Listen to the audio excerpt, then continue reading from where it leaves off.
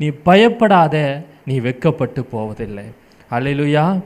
ஆமாம், நம்ம சில நேரங்களில் பயந்து கொண்டு இருப்போம். ஒரு காரியத்தை குறித்து வெட்கப்பட்டுருவோமோ, இந்த காரியத்தில் நம்ம தலை குனிந்து போயிடுவோமோ அப்படின்னு சொல்லி சில நேரங்களில் நம்ம இருதயத்தில் ஒரு பயம் வரும். அதை சத்துரு கொண்டு வருவான். ஆனாலும் உங்களை சாட்சியாக கர்த்தர் நிப்பாட்டுவார். அல்லேலூயா, ஆமென். அதான் ஆண்டவர் சொல்லுகிறார், நீ பயப்படாத, நீ வெட்கப்பட்டு போவதில்லை. நீ மனுஷங்க முன்பாகவும் நீ தலை குனிந்தும் அவமானப்பட்டு போயிடுவோமோன்னு நினைக்காத, பயப்படாத, நான் உன்னோடு இருக்கிறேன் என்று ஆண்டவர் சொல்கிறார். ஏசாயா 45 அதிகாரம் 17 வசனத்தில், நீங்கள் என்றென்றைக்கும் உள்ள சதா காலங்களிலும் வெட்கப்படாமலும் கலங்காமலும் இருப்பீர்கள்.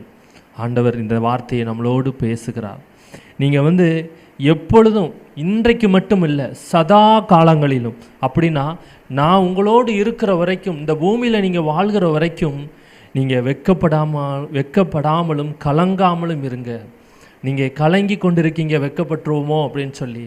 ஆனாலும் கலங்காதீங்க, நான் உங்கள் மேல் இரக்கமுள்ள தகப்பனாக இருக்கிறேங்கார் ஆவியானவர். அல்லேலூயா.